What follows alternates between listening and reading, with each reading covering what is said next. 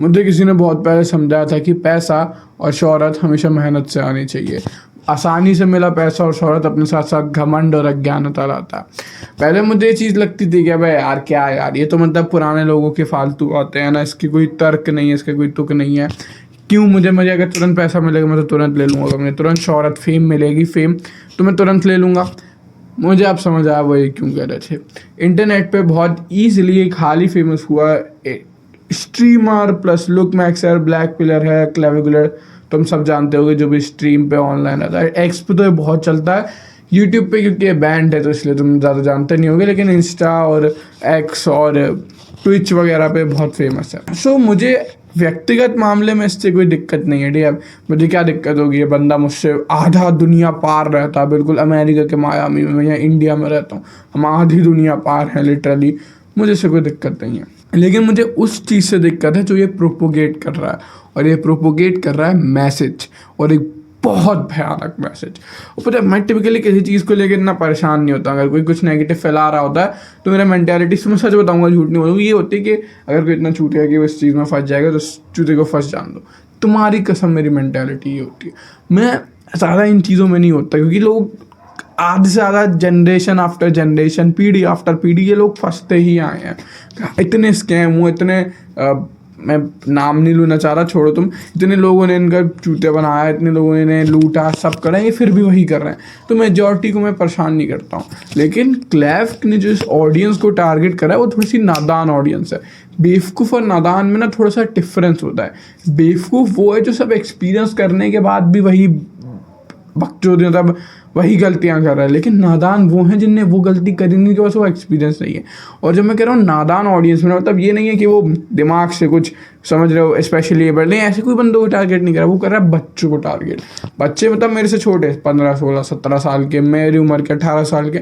अब majority of मेरी age group जेन जी हो गए, जेन एक्स क्या हो गया, जो भी हो गया, जेन अल्फ़ा, ये वाली जो ऑडियंस है दे आर अनएक्सपीरियंस, जो कि हमारे लिए बुरी बात नहीं है। मतलब क्योंकि मुझसे कहे कि मैं अनएक्सपीरियंस हूँ तो मैं लगूँगा हाँ यार ये तो बात बिल्कुल ठीक है, मैंने कम लाइफ जिया है अभी तक। मैं क्योंकि मैं भी 18 साल का, तो मैं अपने पेरेंट्स की छत्र छाया में रहा हूँ, तो मैंने harshness of the world, difficulty of world इतनी नहीं झेली है। मेरे पिताजी और मेरे माता जी में इतना लग, क्योंकि वो मेरे लिए हार्शनेस और डिफ़िकल्टी झेलते हैं, मुझे सिर्फ उनके स्क्रैचेस मिले, ठीक है। उन्हें पूरा टॉर्नेडो झेला, मुझे कुछ हवा के कट लगे, इतना मेरे साथ नहीं हुआ, जो कि हर बच्चे के साथ मेजॉरिटी यही स्टोरी रही होगी। लेकिन क्योंकि अब हम नादान है ना, तो मेरी जो जेन एक्स, जेन जी, जेन अल्फा, इन सब का क्या है, दिमाग ना मैनिपुलेट करना बहुत ईजी है, और क्लैव उसे करने में मास्टर है, लिटरली मास्टर है। वो तुम्हें ऐसे एक्सट्रीम एग्जाम्पल देगा, ऐसे एक्सट्रीम चीज़ दिखाएगा कि तुम्हें लगेगा कि यार ये रियलिटी है। और लाइफ बताऊँ क्या, लाइफ एक्सट्रीम्स पे रियलिटी नहीं है, लाइफ मिडल में रियलिटी है। रियलिटी वो है जो तुम अभी जी रहे हो। मे बी एक मिलियनियर के लिए रियलिटी एक्सट्रीम पे हो सकती है, लेकिन तुम्हारे लिए वो रियलिटी नहीं है। समझ रहे हो तो मेरी बात। मे बी एक मिलियनियर के लिए एक ट्रिप पे जाके $1 मिलियन उड़ा देना वो रियलिटी है, लेकिन तुम्हारे लिए रियलिटी नहीं है। सेम इसी कंसेप्ट से क्लेविकुलर जिन जिन जगहों पे विजिट करता है वहाँ पे रीजेनरेसी बहुत ज़्यादा। मायामी तुम सब जानते हो, मायामी क्लब कल्चर, उसका सब्सटेंस कल्चर और सब तुम जानते होगे अगर तुम हल्के से भी मायामी जैसी जगह के बारे में वाकिफ़ हो। लेकिन तुम्हारी जो रियलिटी है वो 100% खासकर इंडियन ऑडियंस की नहीं होने वाली है। क्लैव जो तुम्हें लाइव दिखा रहा है कि लुक मैक्सिंग करने से तुम्हें सीधा बिचेस आके एकदम डीप चॉकलेट कर देंगी तुम्हारा आके एकदम, तो तो मेरी बात मैं फुल टाइम यूज़ नहीं कर रहा हूँ, ऐसा नहीं होने वाला है। तुम्हें भी पता है, मुझे भी पता है। अब चलो ठीक है, वो सपने बेच रहा है, सब सपने बेचते हैं ना, सपने बेचना है बहुत प्रॉफिटेबल बिजनेस है कि तुम मेरा ये लो और तुम्हें एकदम से आके डीप चॉकलेट ही मिलने लग जाएगा हर जगह औरतों से। ऐसा नहीं हो रहा। ठीक है, सपने अच्छी बात है, तुम बेच रहे हो, बेचो जिन्हें बेच रहे हो, लेकिन इन सपनों को पूरा करने के जो वो तरीके भी बेच रहा है उनसे भी मुझे बहुत दिक्कत है। सबसे पहले जिन तरीके में उनमें मैं बात करने वाला हूँ हार्मोन, एंड्रोजेनिक हार्मोन खास करके, और किसी भी तरह के बैन सब्सटेंस की जो हेल्थ रेगुलेशन वायलेट करते हैं। मेजॉरिटी ऑफ नेशंस में, मेजॉरिटी बोलूँगा मैं क्योंकि मेरे हिसाब से तो हर नेशन में बिलो 18 के बच्चों के लिए विदाउट प्रिस्क्रिप्शन कोई भी तरह का बाहर से सब्सटेंस लेना बैंड होता है। वो लिटरली नहीं ले सकते। मुझे आफ्टर 18 तुम्हें डॉक्टर प्रिस्क्रिप्शन चाहिए होती है, लेकिन तुम्हें पता नहीं है कि जो तुम हार्मोन ले रहे हो वो एक क्वांटिटी में होता है, तुम उससे ज़्यादा क्वांटिटी में लीगली नहीं ले सकते हो। मेजॉरिटी ऑफ इंडिया का तो मुझे पता यही सीन है, मे भी कुछ जगह होंगी जैसे यूएस में जहाँ पे तुम ले सकते हो। बहुत सारे सब्सटेंसेस जो होते हैं वो इसलिए बनाए गए थे जिससे वो एक XYZ टाइप ऑफ डिजीज़ को टैकल कर सकें, लेकिन उन्हें अभी तुम अगर अपने looks enhancer, bone grower, literally लोग कुछ सब्सटेंसेस ले रहे हैं एचजीएच वगैरह और उन्हें ये लग रहा है कि उनकी ये वाली बोन उसको ग्रो हो जाएगी और उनकी कर जॉ हो जाएगी। There are literally guys like this. Plus उसके बाद उनके साइड इफेक्ट, दो तरह के साइड इफेक्ट देता हूँ, physical mental. Physical side effect तुम्हें सबको पता है, there is a high chance of probability तुम कभी भी अपनी जनरेशन आगे ना ले जा पाओ। और तुम्हें लग रहा होगा कि अबे नहीं सब ले रहे हैं, थोड़े डोज से नहीं होता। मतलब डोसेज, ऑफकोर्स डोसेज मैटर करती है, हाई डोज और लो डोज में डिफरेंस अलग होता है रिस्क का। लेकिन एक चीज़ और जो तुम भूल रहे हो वो है ड्यूरेशन। अगर you have started taking in 19 तो तुम्हें ये 50 ईयर्स तक, लिटरली अगर तुम 70 तक जिए, 60 या 40 ईयर चलो मैं मान लेता हूँ, तो मैं ये लेने ही पड़ेंगे। और इन ड्यूरेशन ऑफ 40 ईयर तुम शुरू के 10 ईयर्स में 19 to 29 में ही 10 ईयर्स तक डोसिंग कर चुके होगे। और 10 ईयर ऑफ डोसिंग में इतने हाई चांसेस ऑफ रिस्क होगा कि तुम लिटरली अपनी जनरेशन आगे ना ले जा पाओ। और उसके आगे लेट से अगर तुम वो बंदा बनते हो जो कि लेट मैरी होगा और बच्चे स्टार्ट करने की लेट सोच रहा है, पहले फाइनेंशियली काफ़ी अच्छा होने की सोच रहा है, तो फिर और लो प्रोबेबिलिटी, बहुत लो प्रोबेबिलिटी।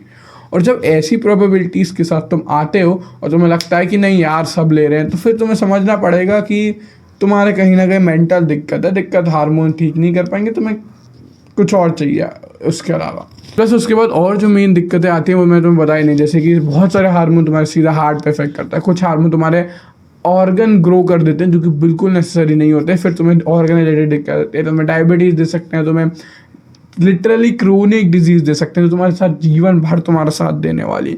और अगर तुम इन डिसीज़ को नहीं चाहते हो तो फिर प्लीज़ इन सब्सटेंसेस को हाथ भी मत लगाना। मेंटली एक बार अगर तुमने टेस्ट और ट्रेन ले लिया, there will be no amount of dedication, discipline, hard work जो तुम्हें इससे ऑफ करवा पाए। एक बार अगर तुमने ट्रेन और टेस्ट ले लिया, क्योंकि मैंने बंदे देखे हैं, तुम जिम छोड़ दोगे। एक बार तुमने 10 और टेस्ट और जिम वाइम सब करा, तुम इस लेवल की फिजिक बना दोगे। जैसे ही तुमने वो छोड़ा, खट, लिटरली ऐसे करके बैक होती है वो, ऐसे करके। और जब ये बैक आएगी उसके बाद तुम इसे कभी रीगेन नहीं कर पाओगे। मे बी तुम इस लेवल की फिजिक 10 ईयर्स में बना लेते, अब जब तुम इधर आ गए तुम कभी नहीं बना पाओगे। उसका रीज़न ये नहीं है, मे बी बहुत सारे हार्मोनल चेंजेस, बहुत सारे फिजिकल चेंजेस हो सकते हैं, लेकिन मेंटल चेंज है। तुम कभी भी वो वाली प्रोग्रेस जो तुम ट्रेन और टेस्ट के साथ देख रहे थे कि हर बेंच सेशन के साथ 5-10 किलो तक किस सेशन में ऐड हो रहा है बेंच में, लग रहा है पीआर को भी अपनी डेफिनेशन तुम्हारे लिए बदलनी पड़ेगी। मैंने देखा है टेस्ट और ट्रेन के साथ, खासकर उन बंदों में जिनने ट्रेनिंग 2 साल के आसपास करी होती है, फिर वो जल्दी हॉप ऑन कर लेते हैं। और जब तुम्हें ये सारे गेंस दिखते हैं, फिर तुम देखते हो कि तुम्हें 2.5 kg वीकली ऐड करना पड़ता है, वो भी जब तुम लगती हो। कई बार तो सिर्फ रैप ही एक आध इंक्रीज होता है, कई बार तो कुछ भी इंक्रीज नहीं होता, कभी तो डिक्रीज भी हो जाते हैं। जब तुम ये सारे उतार चढ़ाव देखोगे तुमसे नहीं झेला जाएगा। तुमने लाइफ ऐसे देख ली है, अब तुम्हें ऐसे वाली ग्रोथ बिल्कुल हजम नहीं होने वाली है। इस वजह से तुम कभी भी वो फिजिक नहीं बना पाओगे जो तुम सोच रहे हो कि ट्रेन टेस्ट लेके छोड़ दूंगा फिर सब मेरा बढ़िया हो जाएगा। Never ever will this happen. समझ रहे हो तुम मेरी बात? एक और मैं जैसे तुम्हें बहुत बार बता चुका हूँ कि अपने आप को हिट करना, just to think wolf flaw तुम्हारे उस पार्ट को ग्रो कर देगा, डैम शिट है। तुम्हें और मुझे, हम दोनों को पता है कि बॉक्सर जो होते हैं वो पूरे जीवन हैवी बैक पे पंच मारते रहते हैं, दूसरे बंदों पे पंच मारते रहते हैं। उसके बाद भी तुमने किसी बॉक्सर के रिस्ट में ऐसे वुल्वरीन की तरह वो ग्रो होते हुए नहीं देखे। तो जब boxer after doing this hard level of wolf flaw, है ना, पूरा वुल्फ फ्लॉ का एप्लीकेशन का पीक है, तुम कभी भी अपना स्कल या फिर कोई भी बॉडी कवर उतनी जोर से कहीं पे हिट नहीं करोगे जैसे बॉक्सर करते हैं। जब बॉक्सर की इतनी ग्रोथ नहीं हो तो तुम्हारे कैसे होगी? सीधी बात है। अगर तुम मेजॉरिटी ऑफ द बॉक्सर्स को देखोगे तो वो जितनी उनकी जेनेटिक लिमिट थी वो उससे ऑफकोर्स बोन में डेंसिटी इंक्रीज होती है, लेकिन वो चीज़ इतने माइन्यूट होते हैं कि तुम्हारी नकल जैसे छोटे एरिया में भी पता नहीं चलता है। तो तुम्हें लग रहा है कि अगर वो तुम्हारे जॉ या इस वाली बोन या ये वाली बोन और ऐसे बड़े एरियाज पर वाला चलेंगे, तुम डम शिट हो। बहुत सारी तुम्हें डिजीजेस हो जाएंगी, तुम लिटरली ब्रेन अपना कभी भी 100% फंक्शनैलिटी खो दोगे। तुम्हारे को स्किन डैमेज हो सकती है, मसल डैमेज हो सकती है, नर्व्स डैमेज हो सकती है, बेकार, बोन स्मैशिंग, डम शिट। कटर शिट, बिल्कुल। मैं जब इतना बड़े बड़े शब्द कह रहा हूँ, मैं तुम्हें घृणा घृणा जिसे कहते हैं, घृणा की नज़रों से देख रहा हूँ, तुम समझ रहे होगी कि कितनी बुरी है तुम्हारे लिए। टॉपिक्स पे तो एक और बात कर देता हूँ, PSL rating versus appeal. Typically PSL rating और अपील हैंड टू हैंड चलती हैं, लेकिन उनकी भी एक्सेप्शन होते हैं। तो PSL रेटिंग टिपिकली क्या होती है, जो लुक मैक्सिंग के इंसेल्स होते हैं उनकी रेटिंग है, उस हिसाब से, उस रेटिंग के हिसाब से साइंटिफिक फार्मूलाज यूज होते हैं उसमें काफ़ी सारे, उस हिसाब से मोस्ट अट्रैक्टिव पर्सन कौन सा है। वहीं पे अपील क्या होता है, इन रियलिटी, जब एक बंदा फील्ड में खड़ा है, जब एक बंदा रियल वर्ल्ड में खड़ा है, तब अट्रैक्टिव कौन सा है। अब अगर तुम अभी लेट से दोनों में 5 हो, और तुम अगर PSL रेटिंग में बढ़ोगे, तुम साइंटिफिकली कैसे भी जादू से अपने फेस को और अट्रैक्टिव कर देते हो 7 पहुंचा दो, तो तुम अपील में भी बढ़ोगे, लेकिन इसकी एक लिमिट होती है।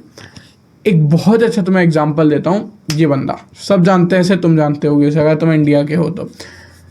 ये बंदा लुक मैक्सिंग के लिए बहुत फेमस है, चैट। इसकी PSL रेटिंग काफ़ी ज़्यादा हाई है, एक डेवलप चीक बोन्स, एक good develop jaw, lower jaw, plus इसकी जो अपर आईलेट एक्सपोजर है, बहुत सारी चीज़ें हैं जो कि इसकी अच्छी डेवलप्ड है। लेकिन ये PSL रेटिंग में हाई है, उतना अपील में हाई नहीं है।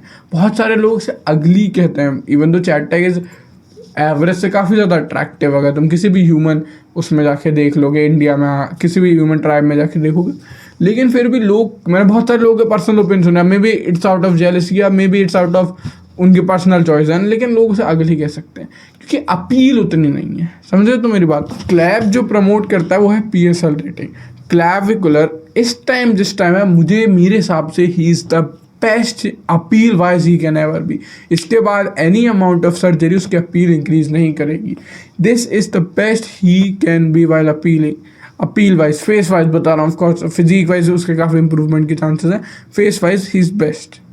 और लेकिन इसके बाद वो अनहेल्दी चीज़ें प्रमोट कर रहा है to look better to some look maxer in sell, जो कि अपने कमरे में बैठ के आपको जज करेंगे क्या वो तेरे जॉलन का 3 डिग्री एंगल नीचे से, अच्छा अब तेरा नोज 4 डिग्री ऊपर, अच्छा। ये सारी चीज़ें जब तुम्हें करने वाले तुम उनके लिए कर रहे हो, तो इसलिए भाई थोड़ा सा दिमाग को समझो, थोड़ा समझो कि तुम्हें अपील पे जाना है। PSL रेटिंग खत्म की है।